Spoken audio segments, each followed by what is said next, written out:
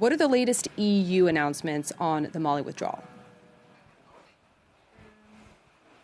Well, this announcement wasn't necessarily a huge surprise to the EU's leaders or the leaders of the other EU member states, but they are certainly giving their reactions to it now that it's come. The head of foreign policy for the European Union, Josep Borrell, saying that the EU is seeking guarantees from Mali's military junta now about the safety of EU forces that are present in Mali. As you said, there are EU military and civilian training missions operational out there. The military ones have been there since 2013. Just to give you a reaction from another EU capital, well, in Berlin, the defence minister, Christine Lambrecht, is saying that she's now very sceptical about whether Germany will continue its participation in EU training missions in Mali. Germany has about 1,500 troops in Mali at this point. Now, actually, only about 300 of them are involved in the EU mission, and the other 1,200 in a United Nations mission. However, the mandate for both of those expires at the same time pretty soon on May the 31st. Christine Lambrecht saying, look, the issue now is can we ensure the safety of these German soldiers that are in Mali? The French, as the hugely dominant force out in Mali, had been providing, for example, a field hospital, a combat helicopter, all that's ensuring the safety of everybody else. And Christine Lambrecht says that she believes that if France withdraws and no other country steps in, then Germany will have to very seriously debate whether they can continue, because the entire basis for their participation will have changed. Now, to what extent are these announcements regarding Mali overshadowing this EU-AU summit where you are?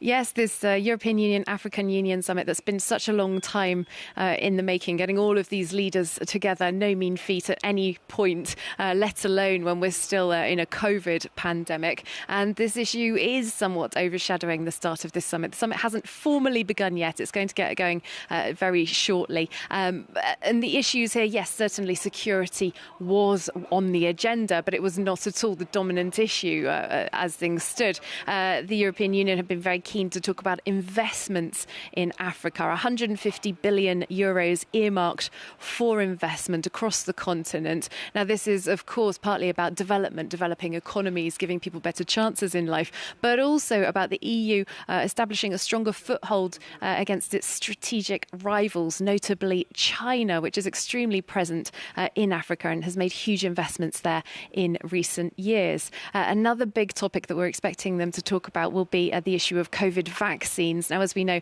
Africa as a continent is the least vaccinated continent on Earth at this point, and it's a massive sore point. South Africa has been one of the countries pushing hardest to have intellectual property or patents temporarily waived, they say, so that other places, other parts of the world can produce the same vaccines locally at a lower cost. The European Union has been resisting this firmly for quite a long time. They insist that they're giving donations of vaccines. They say this is very important and that this vaccine patent waiver wouldn't necessarily be a silver bullet that would fix the problem because of issues, they say, with production capacity, for example, in other countries. But we can certainly expect this to come up, if not be resolved today.